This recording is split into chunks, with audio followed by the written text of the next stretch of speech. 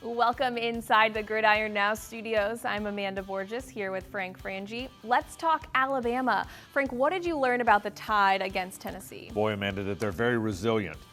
It's easy when things are going well. They laid it to Georgia, didn't get much resistance. Tennessee fought them. Tennessee really fought them. Came to Tuscaloosa and fought them. Alabama didn't back down. That's the one thing that jumped off the screen for me, is that Alabama had some chances to collapse, particularly late in that game. They never did. I thought Jake Coker stepped up. I thought he was a leader in those two receivers. He underthrew both those balls. I don't think those were back shoulder throws, but they made plays. Big-time playmakers. I'm not sure I learned that because I think I felt that way all along, but they didn't back down, and they are big-time playmakers when they had to make plays. Resiliency and ability to make plays when you're up against it, which they haven't had in a while, that's what jumped off the page for me with the Crimson Tide.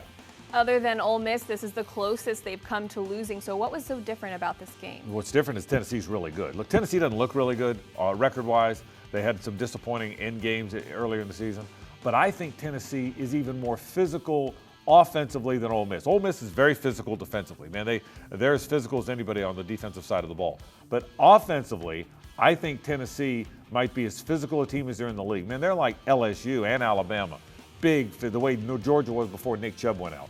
Big physical team. So they kind of played a team like them. I think Tennessee's much like Alabama, more so than Ole Miss is. They match up very well, and that's what made it tough, and Alabama still found a way to prevail.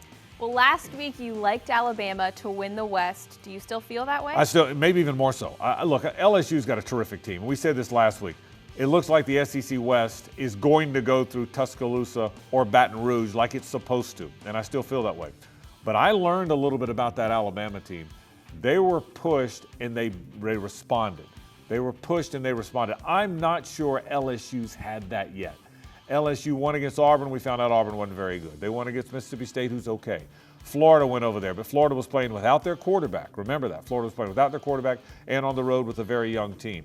And LSU found a way to win, but that was a close game. LSU is more Leonard Fournette and everybody else.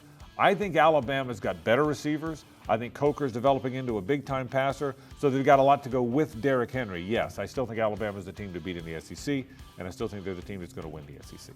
Well, for more on the SEC, make sure you visit gridironnow.com. We'll see you next time.